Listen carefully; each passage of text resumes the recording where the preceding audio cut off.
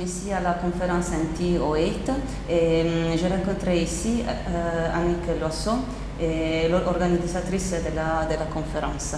Et on a pris l'occasion pour parler un peu de la science d'un côté plutôt humain. Aussi, je voudrais bien poser quelques petites questions à Annick. Comme vous avez commencé à étudier les choses scientifiques, qu'est-ce que la chose que vous avez bien aimée dans la science qui a attiré votre attention vers ce type de travail? En fait, bon, j'ai été intéressée par les expériences de physique très jeune, dès les premières années de la scolarité.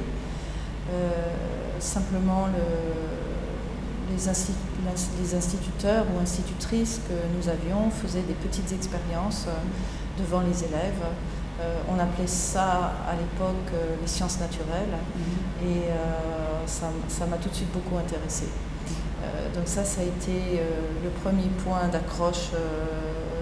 Ma curiosité a été piquée. Je peux donner peut-être un exemple de l'expérience dont je me souviens, qui m'a marquée. Je devais avoir 7 ans, quelque chose comme ça, et l'institutrice nous a parlé de la craie, du gypse, de la craie naturelle. Et elle a expliqué qu'on pouvait dissoudre cette matière avec de l'acide, et elle a fait l'expérience devant nous, et j'ai vu qu'on pouvait modifier l'état de la matière avec des produits chimiques, on pouvait jouer là-dessus.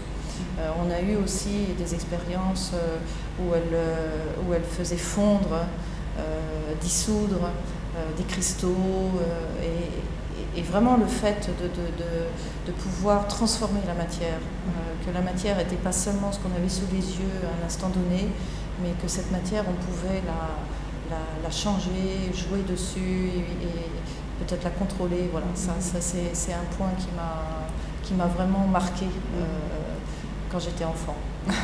Oui, je comprends. C'est l'intérêt vers quelque chose qu'on va vraiment prendre en partie un rôle principal d'un premier acteur. Et puis tout de suite s'est posé, bon, j'étais enfant bien sûr, mais la question de comprendre pourquoi on pouvait faire ces changements-là, qu'est-ce qu'il se passait.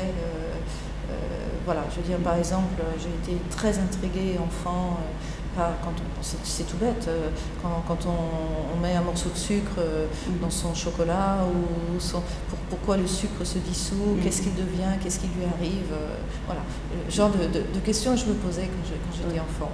Oui, je crois que ça, c'est la façon la plus naturelle, c'est la curiosité humaine qui va, et après on va chercher des réponses. Voilà, et je pense qu'à ce niveau-là, évidemment, il y a les questions naturelles qu'on se pose, mais je pense que les personnes qui nous éduquent, effectivement, il y a des moments où on est mis en face de choses qui nous intriguent, et il y a des déclics qui se passent. Et je pense que les déclics sont très importants. C'est-à-dire qu'il y a effectivement la curiosité naturelle que l'on peut avoir, mais les déclics que peuvent apporter les adultes qui nous entourent, c'est déterminant.